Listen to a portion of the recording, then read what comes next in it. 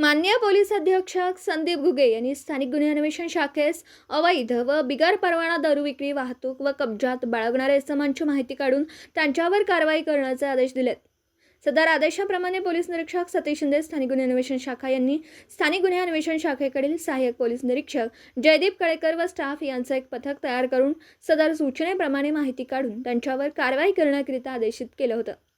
त्या अनुषंगाने दिनांक 20 जून 2025 रोजी स्थानिक गुन्हे अन्वेषण शाखेकडील सहाय्यक पोलीस निरीक्षक जयदीप कळेकर यांच्या पथकामधील सहाय्यक police Anil Ainapure, police head constable Atul Mane आणि पोलीस नामदार रणजित जाधव यांना त्यांच्या बातमीदाराकडून बातमी मिळाली.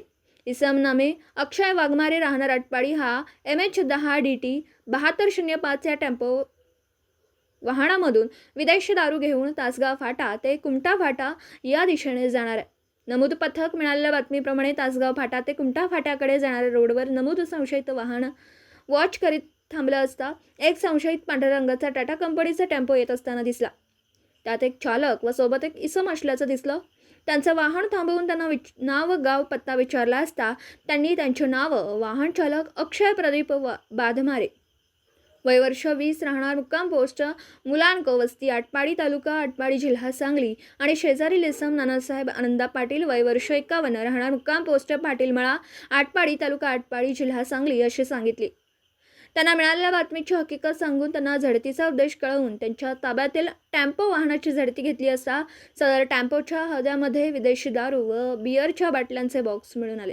सहाय्यक पोलीस निरीक्षक जयदीप कळेकर यांनी चालक वाघमारे यास मालाच्या वाहतुकीबाबत विचारणा केली असता परवाना असल्याबाबत विचारणा केली असता त्याने परवाना नसल्याचं सांगितलं. सदर माल कुठून आणलाय, तो कुठे घेऊन जात आहात याबाबत त्याच्याकडे विचारणा केली असता त्याने सांगितलं की सदरचा माल मिरज येथील सगम वाईन शॉपमधून घेतला आणि तो आटपाडी येथे घेऊन जात असल्याचं सांगितलं.